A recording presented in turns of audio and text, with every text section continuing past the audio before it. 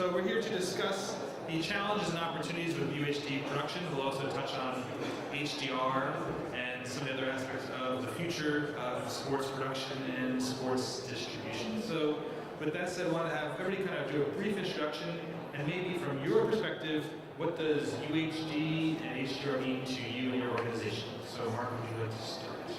Yeah, sure. We're Mark Coleman, VP of Engineering Operations for Spectrum Sports, formerly Time Warner Cable. We have the Lakers and the Dodgers, and so one of the first things we're looking at is where we are as a value add into the mothership. And we tested, played with 4K. We did a glass-to-glass Lakers game 2 years ago. It was a heavy lift. We passed it through the cable plant, and it looks compelling, but it's the cable guys. They're like, this is going to take a lot, 4 times the bandwidth on our plant. We're not going to roll this out in any sort of big way. So we pulled back, and then a few months ago, or actually almost the beginning of the year, we started looking at the option of HDR. And so our first foray into it was to say, let's see what happens if we just take our SDR and run it through the Technicolor Magic Black Box and bump it up to HDR. So, and push that through basically glass to glass from the venue all the way through to the home plant. So that's effectively what we did. We played with how we bring it from venue back into our match control, and then how we push it through the cable plant all the way back to the home. We simulated that. We actually have the Sportsnet LA feed up in HDR now, and are running it full time, and we then distributed it around to New York, LA, in Hollywood, and some other strategic partners we're playing with. And it had a pretty compelling look, and that's immediately where we said, okay, now we've got to go do native HDR, which we're planning to do. And so we took the SDR feed and pushed it through this box and bumped it up to HDR, and it did from Dodger Stadium, and it really made a compelling difference.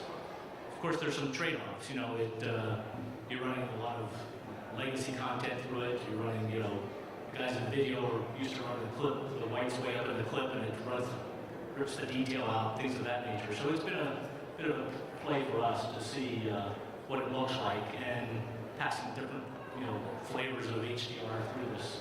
And the cable guys like it because we can add it, they can basically pass HDR and SDR through the same signal and let the switching take place. And so they're interested in it. They see this as a good value add to the next level.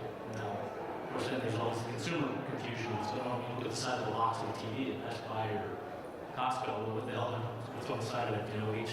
HDR, Ultra TV, 4K, all those things. So, yeah. So it's not a consumer service yet. It's not hitting consumer homes. It is not. We're still baking it out right now with a number of our strategic partners in terms of how we encode it. We can deliver it in about 20 megabits to the home. So we're close. I mean, we've got it with NBA. Is going to be looking at it. MLB is going to have it in their facility pretty soon. You obviously have the Technicolor location both in New York and in Hollywood. And it's in Colorado, a number of the Turner facilities. So I guess one of the key things we just talk super briefly, because people in the audience may be wondering, wait a second, it's SDR. It's SDR material, so how are you deriving HDR? And I guess we were talking earlier in the Technicolor, obviously the camera systems are capturing a lot more information than is able to be passed through the SDR. Correct. So you're basically being able to access that information that otherwise was lost.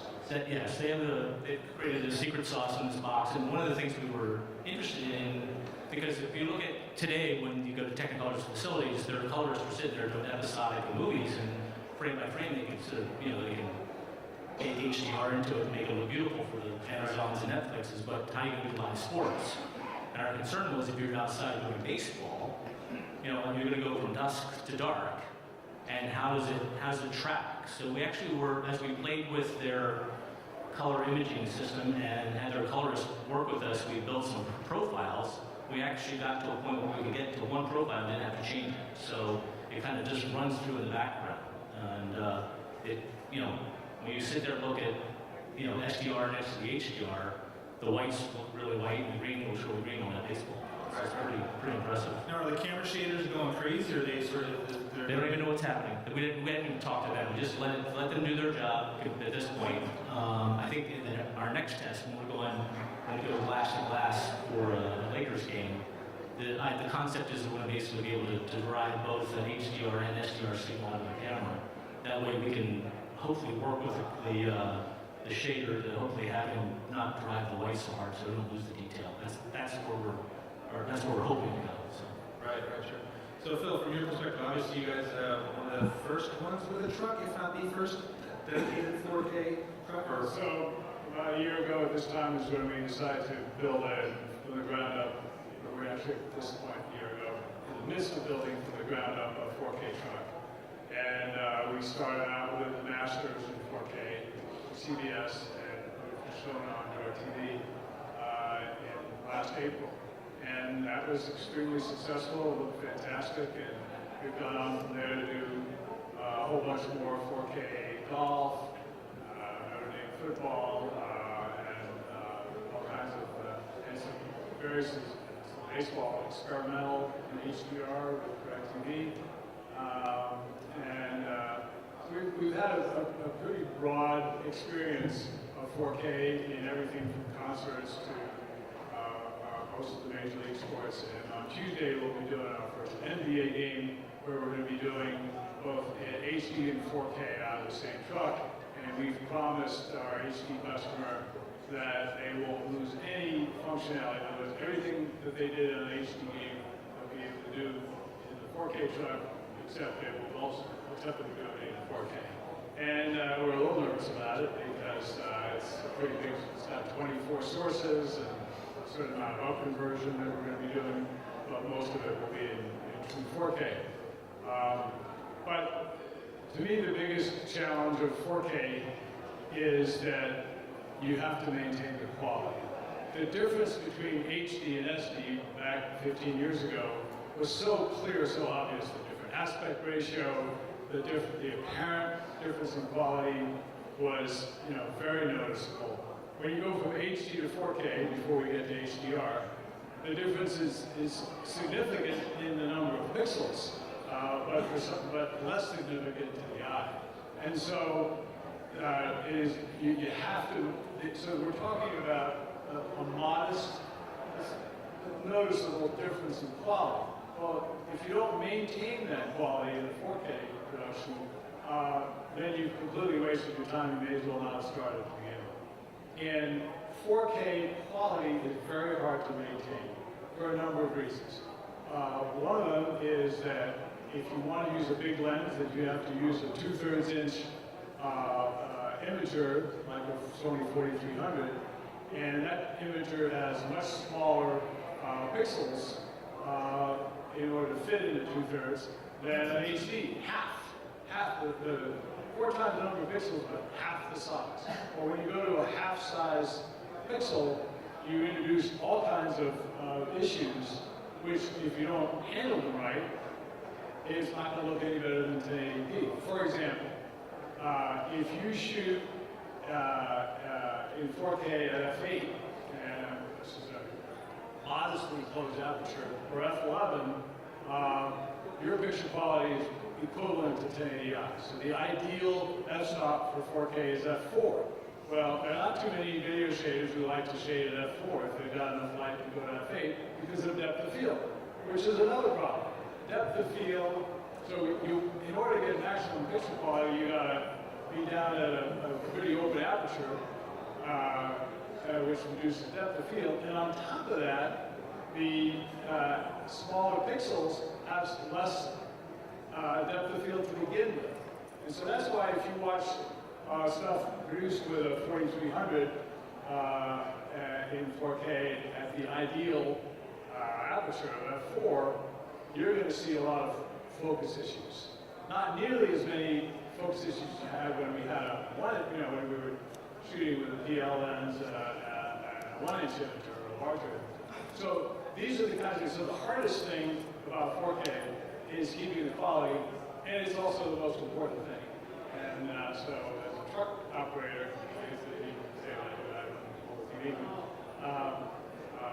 we spend a lot of time with the shaders, with the producers saying, you know, what do you want, what are you trying to achieve here? And then it goes on down from there. You know, if you have even the slightest bit of noise in your image, as Harrison will tell you, the encoders will have a hard time with that. And once again, the very thing you're trying to achieve, which is picture quality, is going to impact the viewer at home, as we've seen. And so it's hard to do any 4K show because it puts a lot of pressure on the switcher, a lot of pressure on the replay system, but it's that much harder to do it well. When you get to HDR and SDR, adds another level of complexity.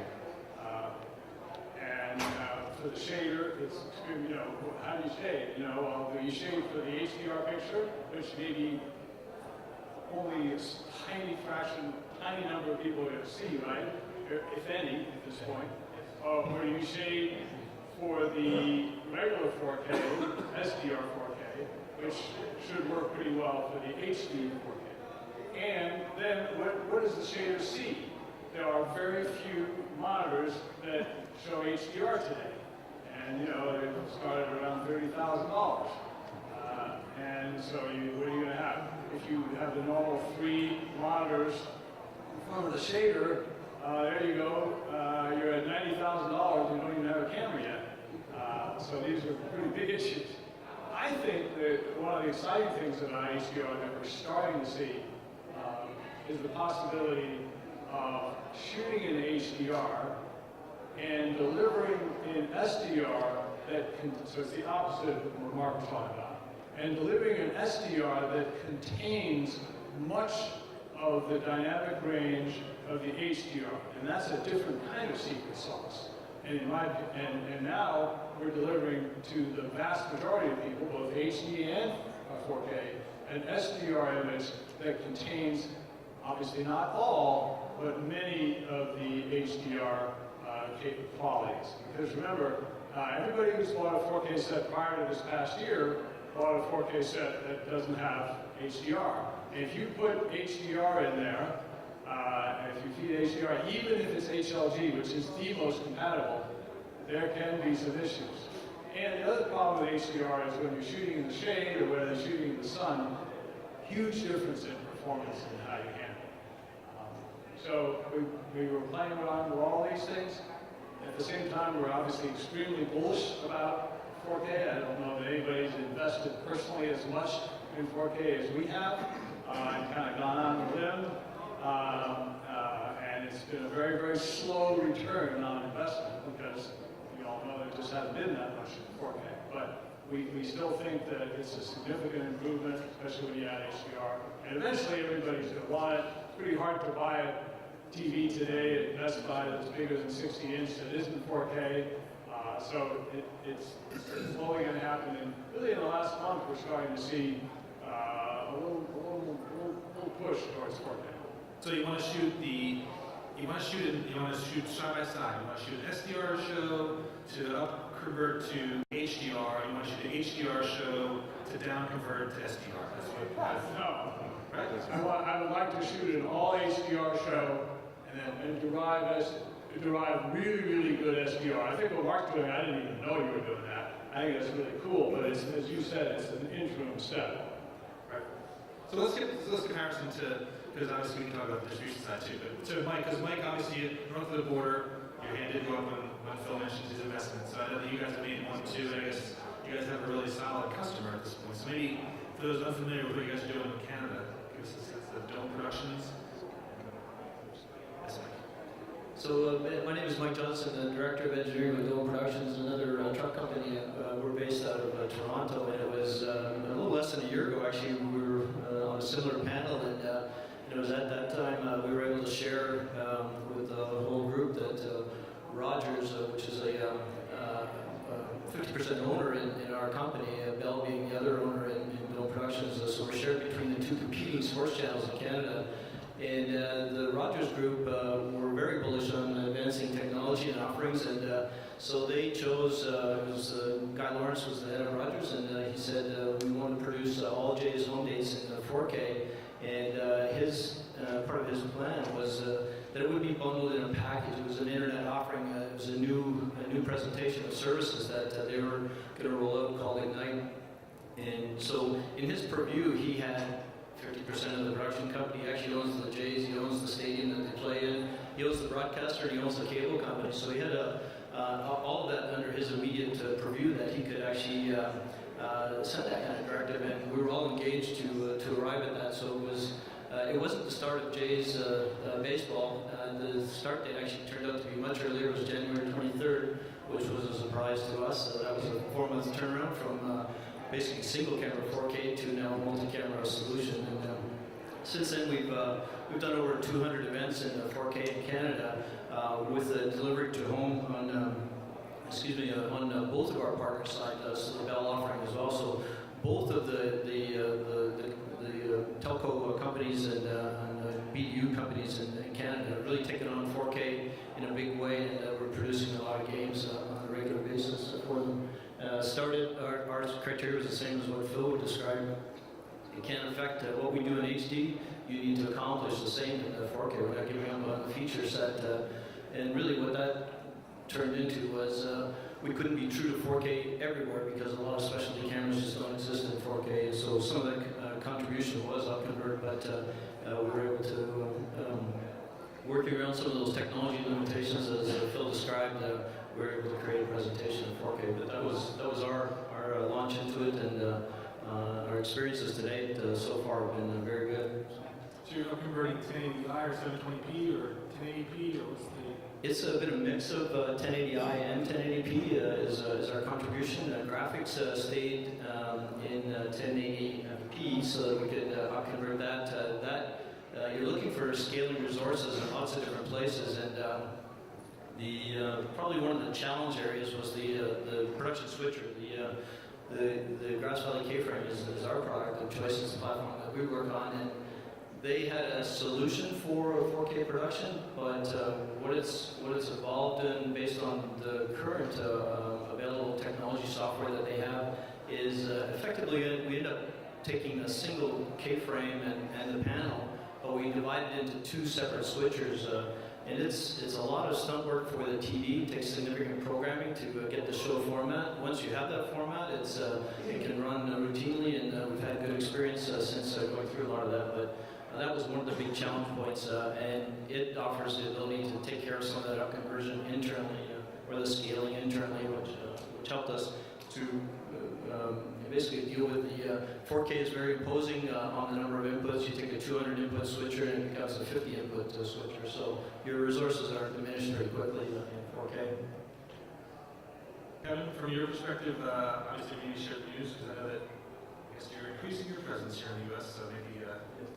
Well, I'm Kevin Moorhouse from the announcement across the DirecTV group, so we're sort of a global company that's got offices in London, Sydney, LA, Qatar, Paris, and we're now just starting to increase our presence in the States.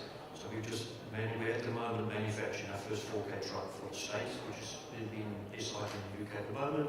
It's due to be in January.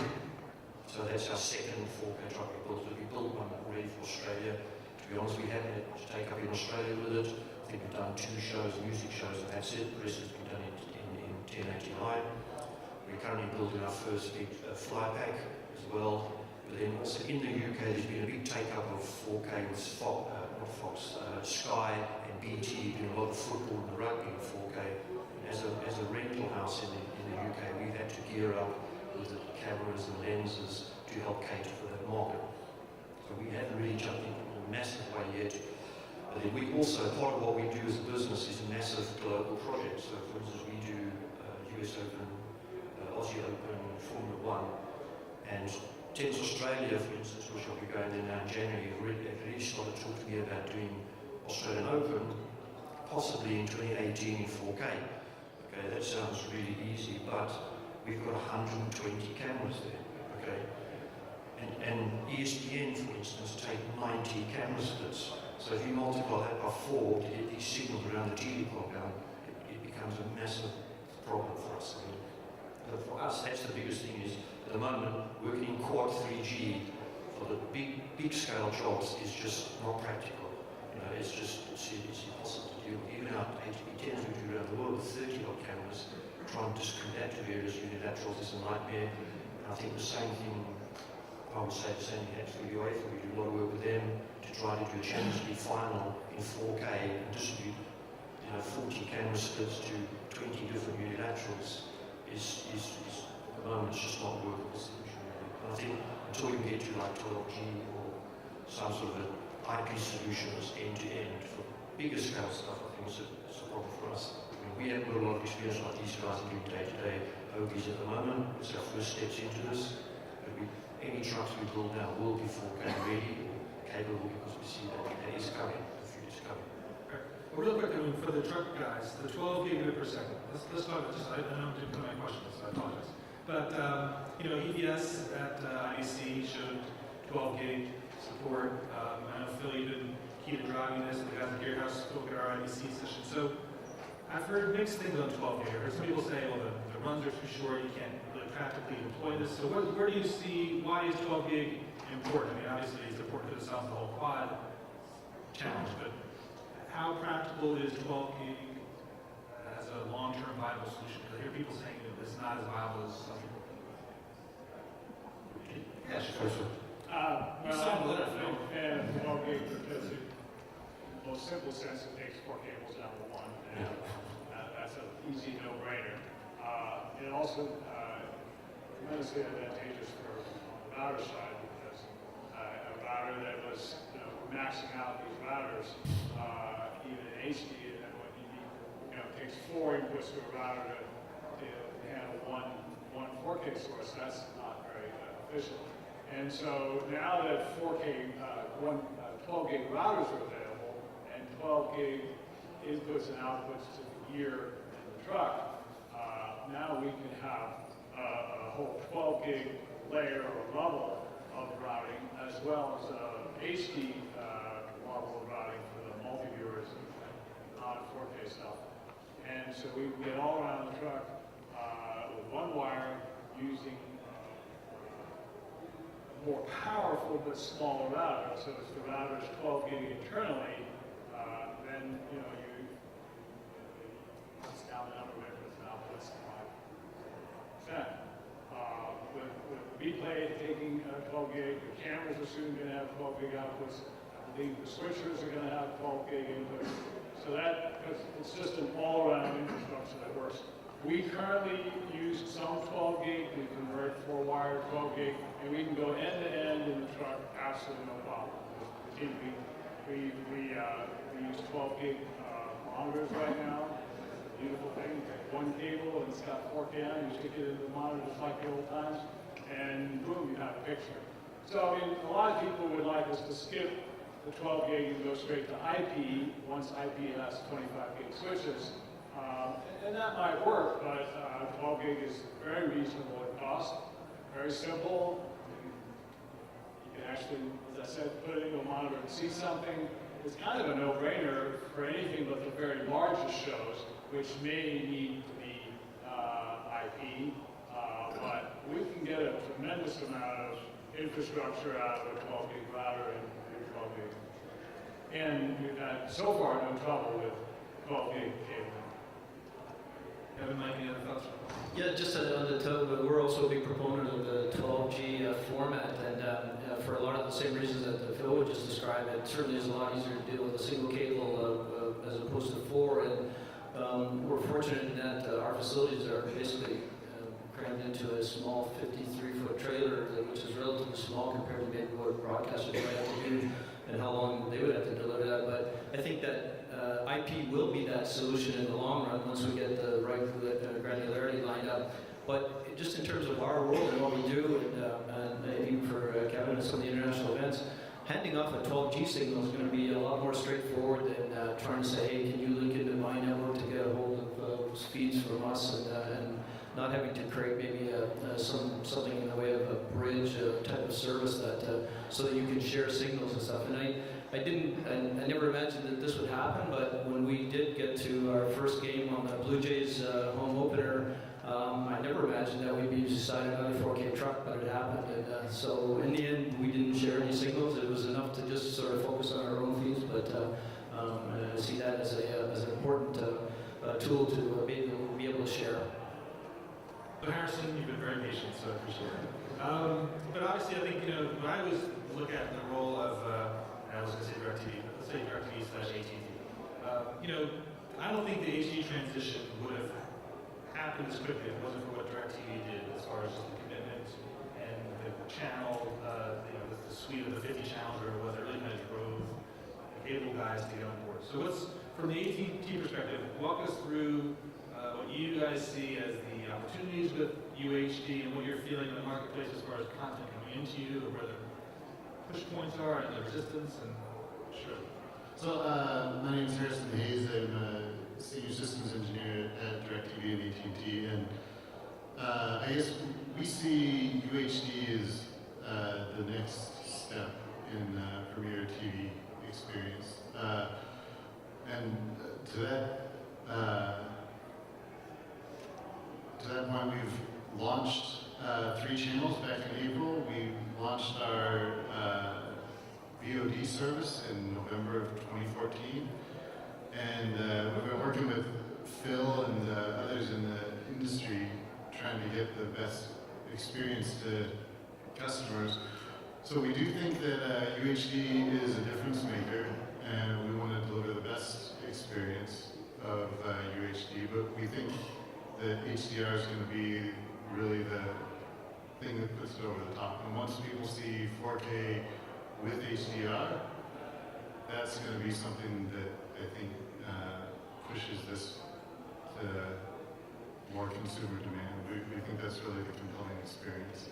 So when Phil mentioned the whole issue with apertures and that if you shoot at certain apertures, you really can't tell between 1080i and 4K, right?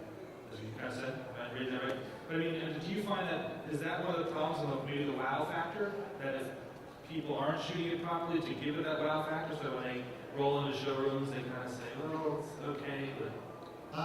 Yeah, I mean, if there's poorly produced UHD, it doesn't give as much of a wow factor, and that's why we've gone through and made sure we do trial events before we launch any new event.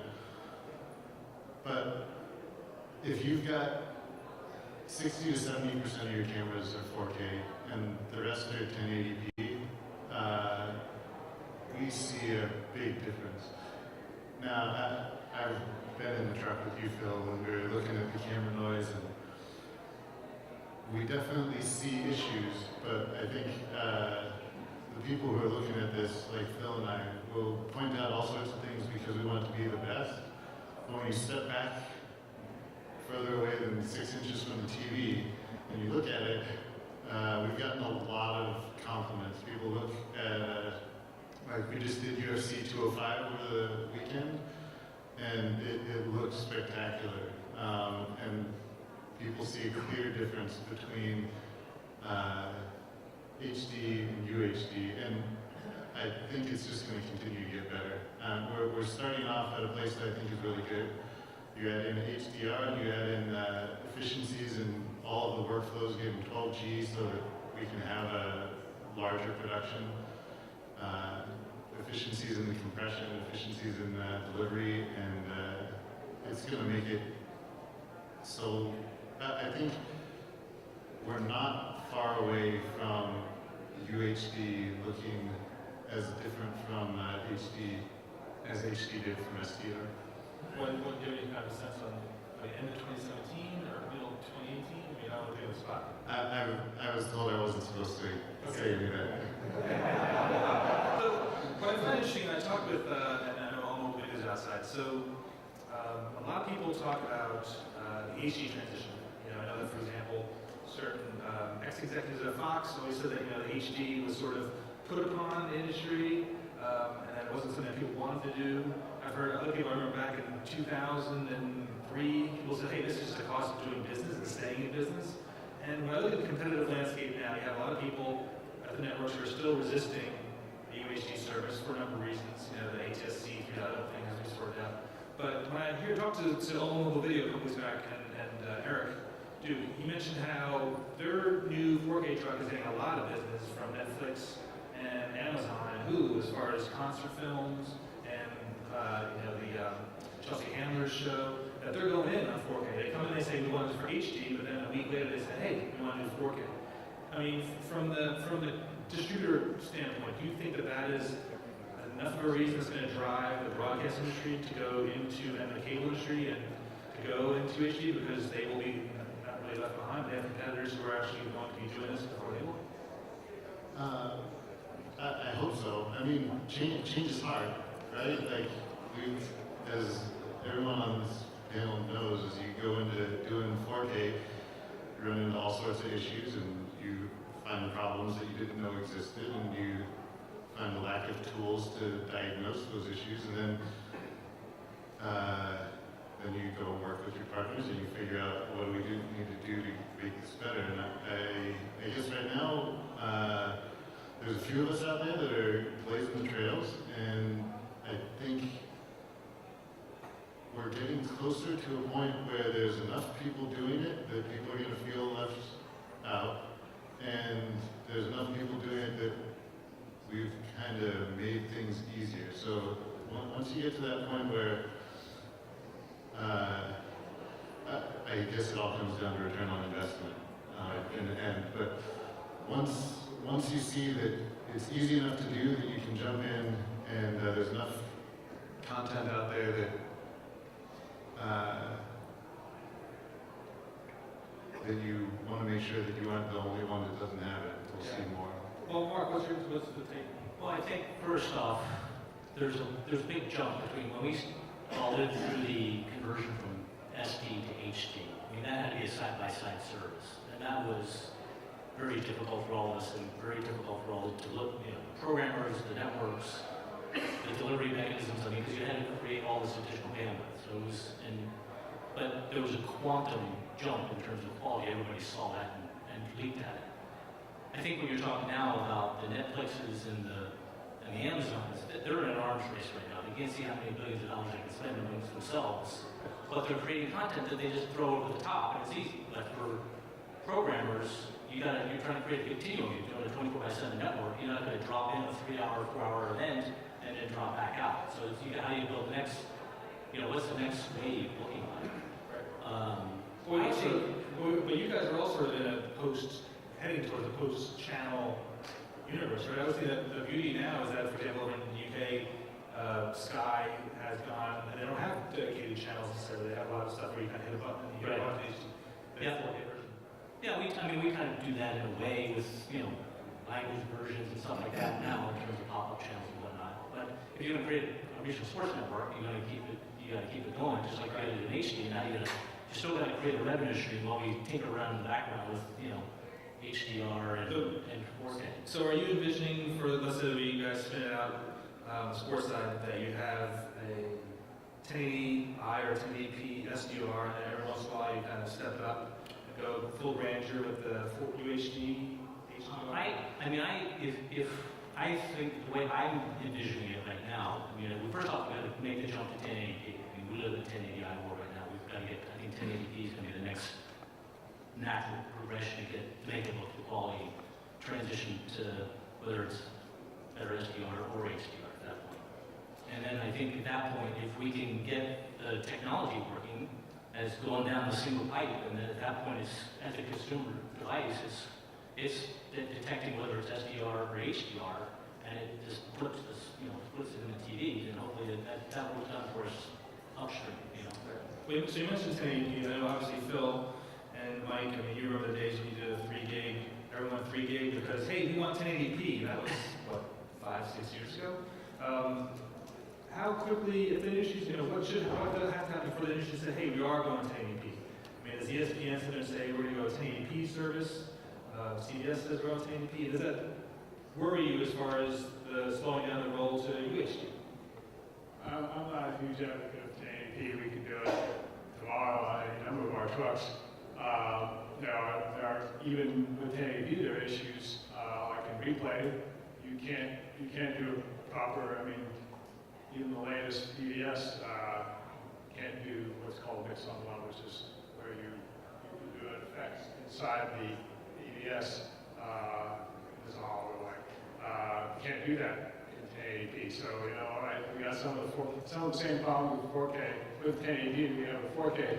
Meanwhile, when people are out there buying their TV sets, it doesn't say 1080p on it. There is no such thing as a 1080p HDR TV. I don't think that, I mean, it doesn't exist. So why would we all start going through the hassle of producing 1080p HDR for a universe that literally doesn't exist, whereas there are a lot of 4K HDR. Well, the belief is that the TV sets, I've heard this countless times, have really good internal upconversion stuff, so you can just sort of. But is somebody going to pay extra for that? And at the end of the day, we do need the consumer to pay extra for the quality improvement, and so I don't think they'll pay extra for it.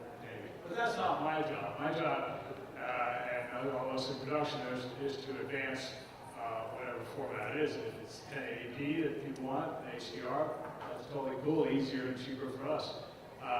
But I think it's much easier for a newcomer to the world of video delivery, like a Netflix or Amazon. They don't to deliver 4K, which is what's going to push it. You know, if you go up into CBS headquarters and say, okay, and you look at this huge infrastructure in 1080i and say, okay, now I want this to be 4K. Well, you know, give us a few years. On the truck side, it's not so bad. You know, we're starting, instead of doing side by side like we did UFC this last week. It was beautiful. And, you know, but we had a 4K truck and an HD truck. Pretty soon, as I said, next week we're going to start doing 4K and HD out of the same truck for modest, you know, for medium-sized events. And by the beginning of 2018, we'll be able to do a full-blown 4K HD show, a big show, out of one truck, delivering both 4K and HD. So on the production side, we're moving right along in 4K and HDR. On the network side, it's going to be tough, which gives a significant advantage to the DirecTV that, you know, they built something of an infrastructure for 4K. It's not as big an infrastructure as a CBS or NBC or Fox would need to do 4K on a 24/7 basis with a lot of commercials and everything that they do. Right. Harrison, what's the DirecTV? I know talk with you and Phil as far as the interest in 1080p HDR, but where do you kind of see 1080p fitting into your distribution roadmap? We aren't going to fight 1080p. It looks pretty good as long as it has HDR. We don't see much value in 1080p without HDR. But if you add HDR and light color gamut to it, there's some value there, and we wouldn't fight it. But I mean, we think there's something more compelling to 4K with HDR, and that's what we've built out. So if the content providers want to give us 1080p HDR, we'll take it. But we're moving forward with 4K. And you know, one other thing about Netflix and Amazon, it's not a live delivery. So it makes it a lot easier when you get time to process things in non-real time. Right. Well, one of the concerns I have about their services is that, you know, adaptive bitrate and the fact that, again, people are going to judge by what they have their experience in that. It reminds me of when you used to walk in sports bars in the early days of HD and they had the HD set with the SD signal and it'd be stretched, you know, and you'd be like, that looks really terrible. Why would I want that in my home? And that, you know, that their same thing, that if the adaptive bitrate says you can only get 7 megabits over this link, that the signal's going to not look like what you guys can deliver. And consumers will say, well, I'm glad that's how you feel. When you do have good bitrate into your home, it looks really nice. We've seen it and it looks really good. But I think you're going to see over the next couple of years that you can deliver even higher quality at lower bit rates. But I think what we're hoping to do is to make it so that as many people as possible can see our 4K events. And I think when you see them, especially, we've done 6 test events with HDR over this year. So our 4K events have been to customers ever since April, and they've been great. But the HDR test events have just been internal, and those look really spectacular. Like, I think people are really going to enjoy it. I guess harkening back to the HD transition, I can recall talking to people at like WRAL or some of these TV stations that were doing a lot of tests with HD, and that the viewing audience was so small that they had people in their town who would call them up and say, hey, I'm having a party at my house, can you put on the game from last week, I want to show them what, and they would be able to swap out the tapes and show and do a personalized broadcast at their homes. So I mean, I guess the beauty of where we're at now, especially with HDR, I'm talking with Matthew Coleman and some other people and Phil, but you know, the number of homes in America that right now have HDR capability are kind of small, so there's not a lot of risk of really kind of investigating, giving you guys production, kind of testing all this stuff out until it really becomes a market, maybe like in a year, I guess, or a year and a half, or what's your, you know, how quick do you guys think this market's going to pop as far as HDR 4K after CES next year? Well, I think every 4K TV from a major manufacturer this Christmas is HDR enabled, and most of the TVs from last Christmas are HDR enabled with a firmware update if they weren't already sold that way. So you should be able to reach pretty much anyone who's bought a 4K TV over the past year, and anyone who buys one moving forward. And that was Matthew Coleman's point, because now we're in that era where it's not like you know, when HD first started, when you bought the first generation set, you're kind of stuck with that. Now there are firmware updates, software updates as well. So Mike, what's been the reaction of the Canadian viewers to the efforts that you guys are doing? Because you're doing a lot of games, there's a lot of content, so what's the feedback? We've published a lot of games. I'm not so much privileged to the numbers, the metrics in terms of the uptake. I'm told it's in the many thousands of viewers, or maybe more. I'd say more for the BDU side, the LTV, and they have an IPTV system called 5 that they operate on the Rogers side. They're doing it over their cable infrastructure and delivery at home. We've been very engaged, similar to Phil and Harrison, on the HDR front, and we continue to trial that. And the nice part about it is we do have that end-to-end ecosystem that we can test. And so, in the same way, we've been testing HDR delivery in a couple of different formats. You know, the big question, we can do a lot of things on the production side. It's within our environment and manageable and stuff, but the delivery continues to be sort of the bigger challenge part. And with the set-top guys as well as the TV guys, that solution is coming around a lot quicker. And there's like some pending standards recommendations that will go through that will actually enable more signaling capabilities for delivery to the home as well. So it's coming pretty quickly, and it's a great performance feature to look forward to. The HDR is going to be really a game changer on the delivery of that signals. So Kevin, just circle back to you in the new truck. What is the new truck called? Is it a number? Is it a name? What is it? It's going to be called Columbus. So that's our first outing into the States with the truck, so that's we decided to call it that. So we're quite excited about it, and we've got a new investor, so we've got some money behind us now to sort of try and grow the business in the States, because we're really subscale here. We need to uplift our face out here. So, yeah. I mean, and another thing I just want to say, we do Formula One for Sky, and they are really serious in taking Formula One next year to be 4K. But the problem is that the way we do it, we've got 9 radio cameras.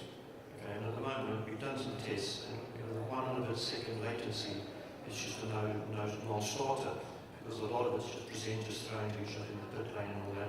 And this is the practical stuff that we've got to deal with. So now they're talking about, well, let's do a 1080p, we'll just up-convert it, because it's big close-up shots of the glass faces and that sort of stuff. So that's sort of where we are at that end, is trying to make this work for these people. Without, and again, they don't want to pay a lot more money for it either. You know, that is a problem as well. So I guess one, and maybe you can provide a global perspective. Obviously, the AC transition was interesting because you didn't have, I mean, the Europeans kind of poo-pooed it, said we're good enough with our PAL, we don't need this because our resolution is good enough. But it seems that this is a global movement, which might be an advantage, I think, for everybody involved. In the UK, Sky are very dominant, and they're definitely going 4K. BT, it's a bit of an arms race between Sky and BT at the moment, so they're definitely pushing it hard. There's, you know, Telegenic, CTV, Arena, Timeline, there's 4 OV companies in the UK already with 4K trucks. Arena just built their first completely end-to-end IP truck. It's been rather interesting, I believe, to get it to work. But yeah, so it's coming, you know. But I mean, again, there's a massive event happening in Russia in 2018, and that's going to be done 1080p HDR. It's not going to be 4K, you know. And I think on these big events, at the moment it's just too difficult to distribute that signal to multiple people until you get this down 1K or IP type delivery. It's sensible. All right, sure. Any questions or comments from people, guys? Yes. Yes, question for Mr. Moorhouse, actually two, if I may. You just said that funny event in Russia in 2018 will be 1080 HDR, 1080i. 1080p. Sorry? 1080p. 1080p HDR. So that goes to the point of there is value for 1080p HDR. 100%, yes. Is that just for the UK feeds, or is that from the IBC? No, I think that's again, it's the single signal down one cable thing. You know, you've got so much distribution going on there. I think for them, I can't speak for HPS now, but I think to try and distribute 4K there would have been an interesting thing, but I mean to do it. So the host broadcaster will make the 1080p HDR feed available. They will, but at the moment, I can almost tell you that probably 70% of the clients will still take a 1080i. And then just to the, thank you, to the question of 4K, you mentioned Sky and BT, but in the US we're pretty much going down the road toward ATSC 3.0, and it doesn't appear to be any kind of parallel movement from the DVB UK EMEA world for over-the-air 4K. Is that an impediment to the spread of this, or the heck with them, get BT or Sky? Again, I'm not an expert on that. You just asked me, so unfortunately I can't really comment on that. Thank you. Thank you. I'm researching on HBS emails, so I'll just go with this. Sort of a quick technical question is, can anybody comment on the status of the compression standards for, both getting from the venues and getting to the homes in much the way that, MPEG-4 made a big difference for DirecTV when they came to AT&T and so forth. Are we going to be able to get more signal into the same size pipes, and where does that stand, and when do you think it's coming? Do you have any thoughts on that? HEVC today has the metadata that you need to send either HLG or HDR, or I guess HDR10 is the overall standard, but PQ is the EOTF. And both of those have been standardized this year, and the signaling for both of them has been standardized over HDMI just in the past week or two. Yeah, so I think it's all ready. HEVC, we found for 4K signals gets it down. I can't give you bit rates because that's private for us, but we can send it at very efficient bit rates back to our head end and then also to the home. For us in Canada, I can share with you that on the contribution side, we're currently using primarily an MPEG-4, so four feeds of 1080p muxed together based on MPEG-4 for a payload delivery of about 180 megabits per channel. So that's what we're delivering back out to the broadcaster. They would turn that around, and it's about a 22 megabit per second HEVC that is going over the channel system. And but with we are also experiencing a good growth in bandwidth for lots of our routes across our transport stream. So we're experimenting with JPEG delivery of 4K. So that takes us up to total payload for contribution anyway of 800 megabits per second. Is what we've found to be it's a great improvement on that delivery side. Yes, before we wrap up, I do have an email. UHD1. I'm always confused with these acronyms. So UHD1 is 4K? 4K. Right. Phase 2A production. What's phase 2A mean? UHD 1 Phase 2A.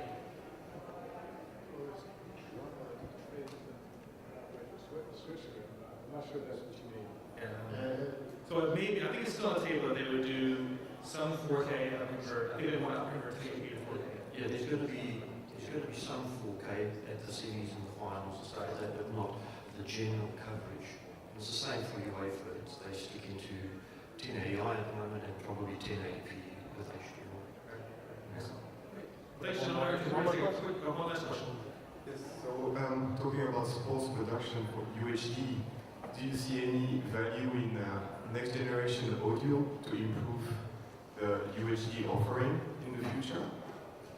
I think about immersive and personalized audio in general as features that we could provide to the end user. Yeah, we're absolutely looking at that. So we've upgraded to